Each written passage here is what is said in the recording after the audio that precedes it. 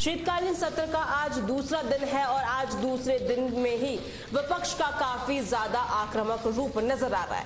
बड़ी खबर हम आपको बता रहे हैं, जहां पर संसद का शीतकालीन सत्र देखिए शुरू हो चुका है।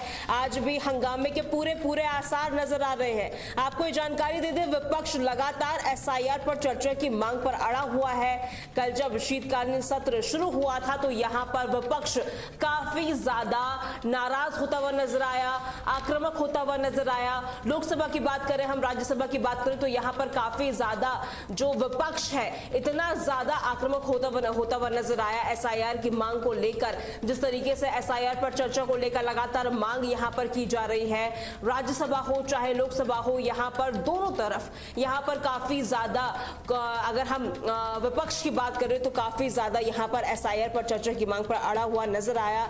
आपको जानकारी दे दें, एसआईआर पर चर्चा की मांग पर विपक्ष लगातार अड़ता हुआ नजर आ रहा है और साथ ही सुबह 10:30 बजे संसद भवन परिसर में विपक्ष प्रदर्शन कर सकता है। और देखिए, पहले दिन की अगर हम आपको स्थिति बताएं तो यहाँ पर काफी ज्यादा हंगामा विपक्षी सदस्यों की ओर से किया गया, जहां पर सदन की कार्यवाही को काफी बार आगे बढ़ा दिया गया, स्थगित कर दिया गया। और ऐसे में देखिए, जिस तरीके से यहाँ पर केंद्रीय मंत्री किरण रिजिजू ने कहा है कि सरकार एसआईआर और चुनावी सुधारों पर चर्चा के लिए तैयार है, लेकिन एक तरीके से अगर विपक्ष इसी तरीके से लगातार हंगामा करता रहेगा तो काफी ज्यादा चर्चा में मुश्किलें हो सकती है। लेकिन इस बीच आपको जानकारी दे दें, यहाँ पर वोट चोर, गद्दी छोड़ जैसे नारे लगातार संसद भवन में गूंजते हुए नजर आए। प्रियंका गांधी ने साफ तौर पर जब मीडिया से बातचीत की, अखिलेश यादव ने भी जब मीडिया से बातचीत की तो साफ तौर पर कहा एसआईआर, वायु प्रदूषण, एक्यूआई जिस तरीके से बढ़ रहा है, ऐसे तमाम मुद्दे हैं, इनको लेकर बातचीत की जानी चाहिए। तो विपक्ष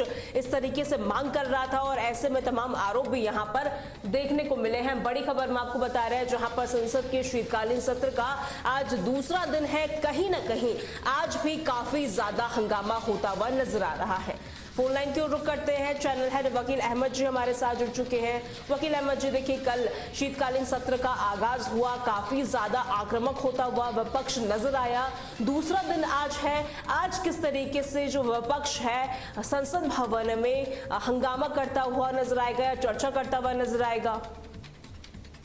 देखिए विजय, सबसे जरूरी बात इसमें यह है कि कल जो पहला दिन था, पहले दिन की शुरुआत ही हंगामेदार हुई है जी। और मेन जो मुद्दा है इस वक्त एसआईआर का है, क्योंकि हाल ही में जितनी भी जो है ना सुसाइड के केस हुए हैं या जो भी घटनाएं हुई हैं, उनको सीधा जो है ना एसआईआर की जो प्रक्रिया थी उससे उसका जो एक जो है ना दबाव उन लोगों के ऊपर था, तभी ये आत्महत्या का मामला जो सामने आया है।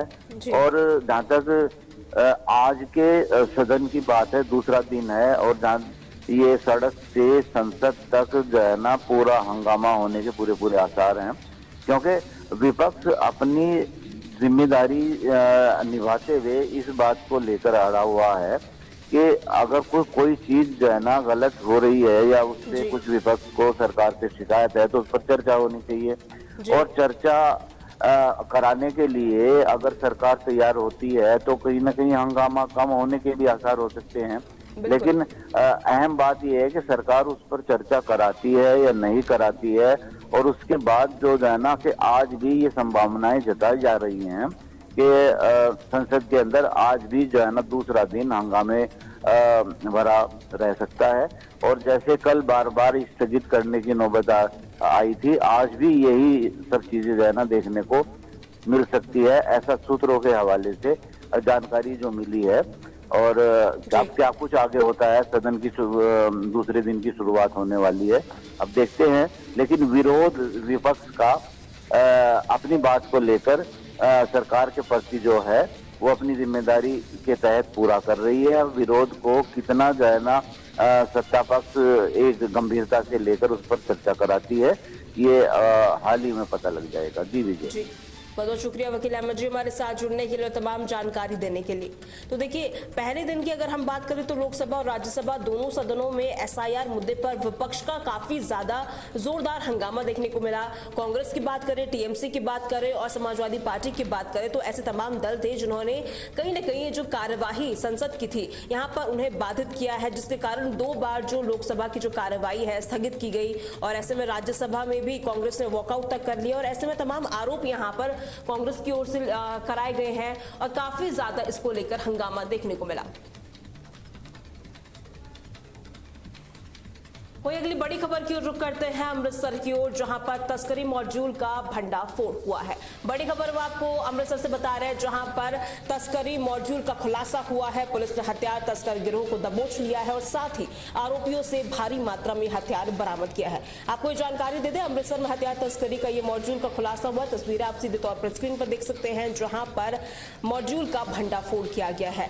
15 जो आधुनिक हथियार थे वो बरामद किए गए हैं। पिस्तौल आप तस्वीरों पे सीधे तौर पर देख सकते हैं। जो ये तस्कर है इनके कब्जे से करीबन 15 आधुनिक पिस्तौलें बरामद की गई है और साथ ही ड्रोन भी बरामद किए गए हैं। और कहीं ना कहीं देखिए, ये कार्रवाई खुफिया जानकारी के आधार पर की गई है, जिसमें तमाम जो तस्कर है वो भी शामिल है। और ऐसे में देखिए, लगातार यहाँ पर इस तरीके से सूत्रों के हवाले से जानकारी सामने आ रही है। ये गिरोह पाकिस्तानी हैंडलर के इशारे पर काम कर रहा था।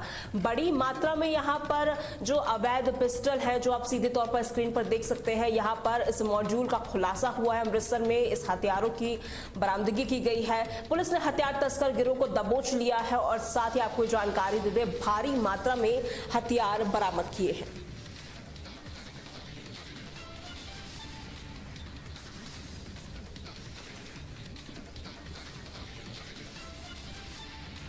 वहीं अगली बड़ी खबर की ओर रुख करते हैं चंडीगढ़ की ओर, जहां पर लॉरेंस बिश्नोई गैंग के करीबी की हत्या कर ली गई है।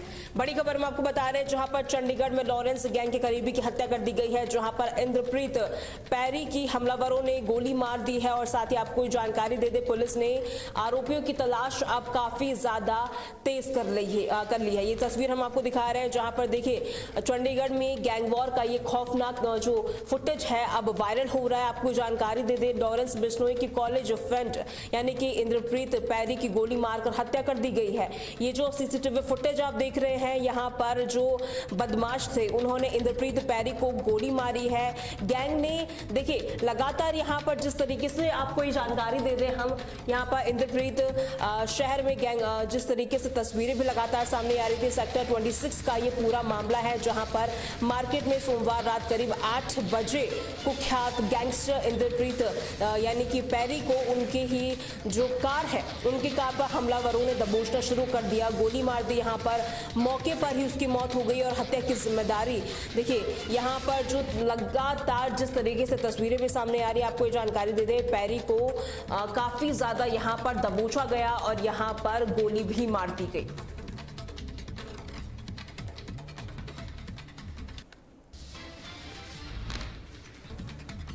कोई अगली बड़ी खबर की ओर रुख करते हैं जयपुर की ओर, जहां पर एक बार फिर से तेज रफ्तार का कहर देखने को मिला है। बड़ी खबर हम आपको जयपुर से बता रहे हैं, जहां पर तेज रफ्तार का एक बार फिर से कहर देखने को मिला है। और यहां पर आपको ये जानकारी दे दें, तेज रफ्तार फॉर्च्यूनर का काफी ज्यादा कहर होता हुआ नजर आया। सड़क किनारे खड़ी बाइक को टक्कर मारी है, जिसमें कई दुपहिया वाहनों को भी भारी टक्कर यहां पर लगी। और आपको जानकारी दे दें, नाराज लोगों ने फॉर्च्यूनर में तोड़फोड़ भी शुरू कर दी। ये तस्वीर आप देख सकते हैं, जहां पर जयपुर के पास ये भीषण हादसा देखने को मिला है। तेज रफ्तार फॉर्च्यूनर ने कई बाइकों को कुचल दिया है और यहां पर नाराज ग्रामीणों ने इसके बाद तोड़फोड़ करनी शुरू कर दी। देखिए, जिस तरीके से यहां पर फॉर्च्यूनर जो काफी ज्यादा स्पीड में थी, यहां पर टक्कर मार दी उसने, जिसके बाद अनियंत्रित होकर कई जो दुपहिया वाहन आसपास खड़े थे उन्हें भी टक्कर लगी और हादसे के बाद कई लोगों के घायल होने की सूचना भी सामने आ रही है। ऐसे में आपको जानकारी दे दें, नाराज लोगों ने कार में काफी ज्यादा तोड़फोड़ की है और साथ ही पुलिस ने जो जानकारी दी है उसके अनुसार करीबन देखिए शाम का ये पूरा मामला बताया जा रहा है, जहां पर टोडी मोड़ तिराहे पर यह हादसा हुआ है। लापरवाही की वजह से यहां पर जो फॉर्च्यूनर का जो वाहन चालक था वहां पर काफी ज्यादा इसका प्रदर्शन भी अब देखने को मिल रहा है, क्योंकि जो ग्रामीण थे काफी ज्यादा नाराज होते हुए नजर आए। तोड़फोड़ भी वहां पर उन्होंने कर दी और जिस तरीके से यह हादसा हुआ है, कई लोगों के घायल होने की सूचना भी सामने आ रही है।